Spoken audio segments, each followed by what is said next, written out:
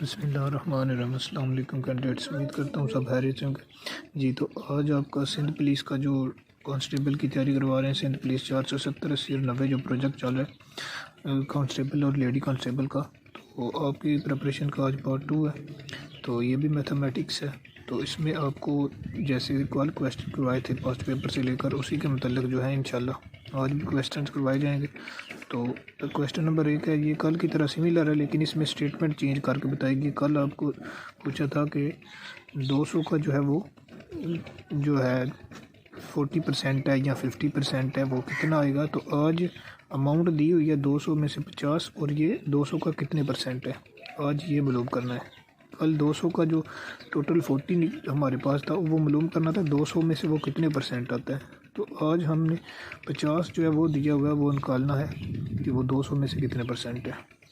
ये देख, जिसमें हमें स्टेटमेंट का पता हमें चल रहा है 50 है हमारे पास टोटल नंबर। तो इसको हम क्या करेंगे 50, अब हमारे पास टोटल जो अमाउंट की हुई है 200 है।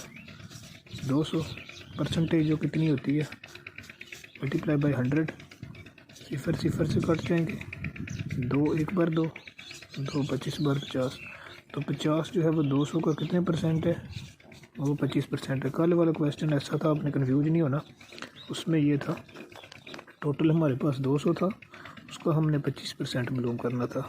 25% का मतलब होता है 100 मल्टीप्लाई बाई 200, अमाउंट थी 200, सिफर सिफर से गए थे और 25 एक बार 25 और 25 2 बार 50। तो वो हमारे पास जो 200 का 25% था वो 50 था। लेकिन आज डिफरेंट क्वेश्चन है, आज हमें 50 दिया गया, वो 200 का मालूम करना है कि वो कितने परसेंट है। उसके बाद नेक्स्ट है ये फार्मूला है जो हमें ये आपने ये मैट्रिक में पढ़ा हुआ है, तो ये बताना है कि ये किसके इक्वल होता है। तो ये होता है A plus B whole square का जो, अब इसको ओपन करके लिखेंगे तो लिखेंगे A square B square plus 2ab।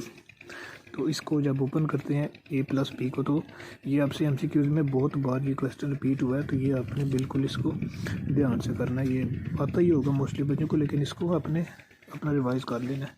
उसके बाद नेक्स्ट है ए रेशो बी प्रपोर्शन सी प्रपोर्शन, उसके बाद सॉरी रेशो डी।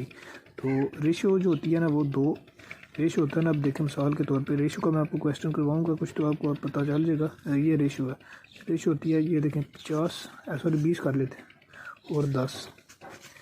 इसका मतलब है कि 20 में जो है ना वो छोटी कितनी बार आती है, छोटा इसमें 10 है।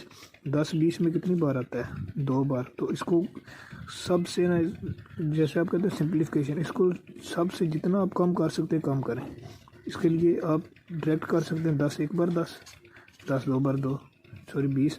तो ये देखें अब 1 और 2 ये इसकी निस्बत है, मतलब हर जो 2 में वो है 1 कितनी बार है 2 बार। 1 2 बार होगा तो ये जो है ना फिर 2 बनेगा ना। ऐसे ये 20 है। उसके अलावा आप क्या कर सकते हैं सिफर सिफर से काट करके, वैसे भी 1 और 1 2 रहने दे। तो इसके अलावा आप ये आपके पास 10 है और ये 20 है, ये आप कर सकते हैं। जो 2 है वो 10 बार और 2 5 बार, अब 5 1 बार 5 2 बार। मिसाल के तौर पर सबसे सिंपल आपने जो फॉर्म है ना उसमें इसको लिखना होता है। और रेशो का मतलब होता है छोटी वो दूसरी बड़ी में कितनी बार आती है। तो ये जो 1 है वो 2 में कितनी बार आएगा, ये 2 बार होगा, तो तब वो रेशो 1 बनेगा ना, 2 रेशो 1। तो जो अब ये इसके दरमियान में प्रपोर्शन है ना वो होती है 2 निस्बतों की जो है ना बराबरी। तो अब ये 2 निस्बतें हैं, ये 1 और 1 ये। अब इसका मतलब होता है, मतलब ये है कि ये दोनों जो है वो बराबर हैं। अभी हम इनको यूँ भी लिख सकते हैं A ratio B is equal to C ratio D, या इसके अलावा A over B equal to C over D. तो इनको आप किसी भी फॉर्म में जो है वो लिख सकते हैं। उसके बाद ये हमें एक दोस्त ने पूछा था लड़के ने कि यार सर हमें अब एलसीएम जो है वो उसका थोड़ा समझाएं। तो ये एलसीएम कैसे लेते हैं। तो ये एलसीएम है 20 25 और 30 का हमने एलसीएम लेना है। एलसीएम होता है लीस्ट कॉमन फैक्टर, जो सबसे छोटा फैक्टर होता है उसको, मसलन कौन सा वो ऐसा फैक्टर है जिस पे ये तीनों जो है वो डिविजिबल हो सकते हैं। तो इसके लिए एलसीएम लेने का जो असूल होता है वो ये होता है, सारी अमाउंट जो है उनको आप लिखते हैं 30।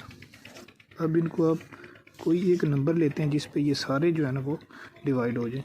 तो 5 भी हो जाते हैं, 5 4 बार 20, 5 5 बार 25, 5 6 बार 30।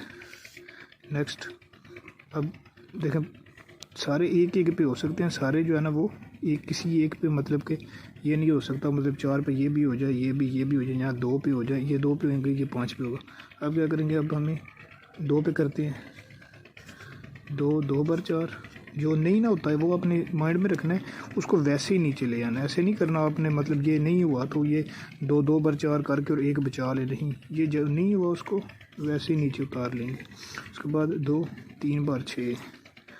अब नेक्स्ट फिर 2 पे करेंगे, 2 1 बार 2, 5 नहीं हुआ फिर ले आएंगे, 3 नहीं हुआ 3 को भी ले आएंगे।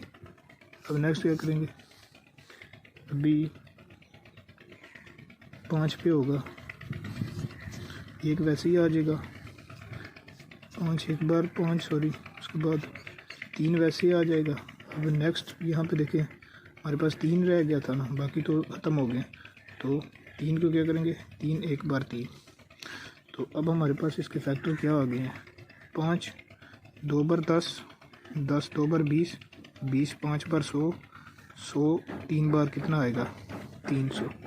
तो इसका आंसर है वो हमारे पास 300 आया। इसके अलावा भी आप अगर किसी और से भी करते हैं ना, मसलन यहाँ पे मैंने आगे पहले 2 से किया, अब यहाँ से आप 6 से करते या 5 से करते, दूसरे वैसे लिखते, जो डिवाइस होता है उसको वैसे लिखते, साथ ले आते, किसी भी तरह से करेंगे आंसर इसका जो है वो 300 ही बनेगा। आप इसको नंबर चेंज करके देखिएगा, जहाँ पर मैंने 5 किया ना, अब यहाँ पर 2 कर लीजिएगा, 2 10 बार 20, 2 जो है वो 10 15 बार 30, उसके बाद 25 जो है वैसे ले आइएगा। वैसे सारों को अपनी तरफ से ट्राई कीजिएगा तो आपका भी फिर आइडिया होगा कि ये कैसे होता है। उसके बाद आगे नंबर 5 है, अ ट्रेन ट्रेवल एट, ये देखें जी 100 किलोमीटर की स्पीड से चल रही है, how much will cover in 3 hours. एक ट्रेन है, अब यहाँ पे लिखेंगे हम 2 चीज़ें हमें पता है, एक स्पीड है जो कि 100 किलोमीटर है, और किलोमीटर पर आवर का मतलब होता है 1 घंटे में 100 किलोमीटर।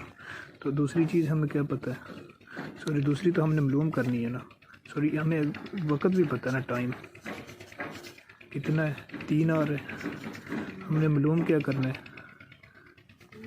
स्पीड भी पता है हमें, टाइम भी पता है हमें, अब हमने क्या करना है, डिस्टेंस मालूम करना है।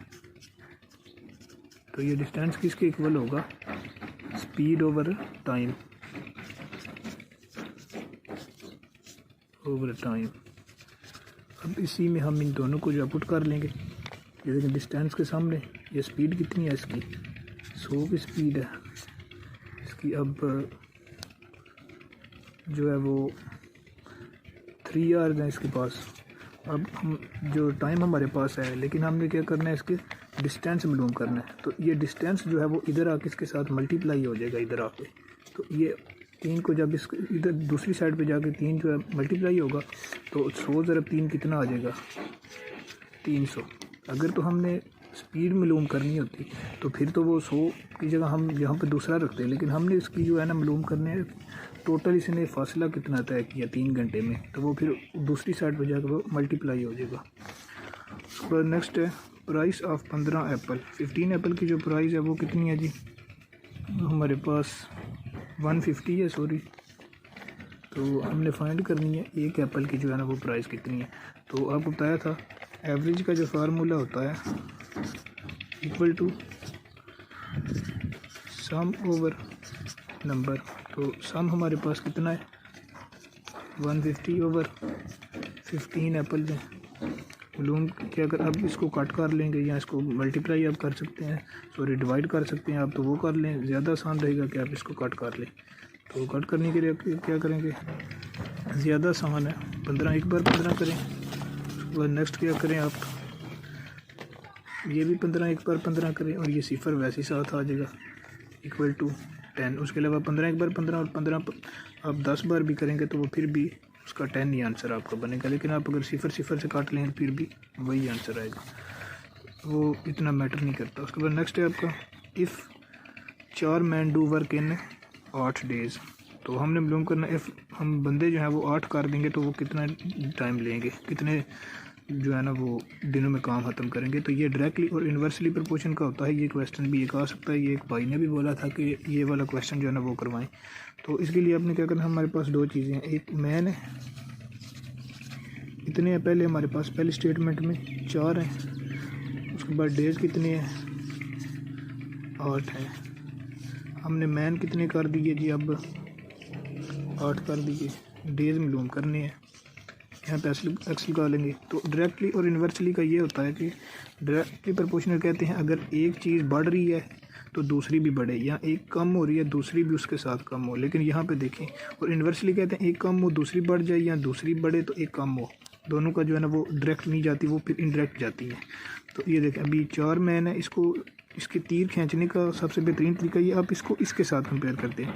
4 बंदे अगर करते हैं 8 दिनों में, अगर हम बंदे 8 कर रहे हैं तो देखें बंदे ज़्यादा हो गए तो दिन कम हो जाएंगे, तो फिर ये इन्वर्सली होगी। एक गई तो ऊपर गई है, दूसरी नीचे आई है। उसके बाद अब इसको देखेंगे, 8 जो बंदे हैं, सॉरी 8 दिनों में 4 बंदे कर रहे थे।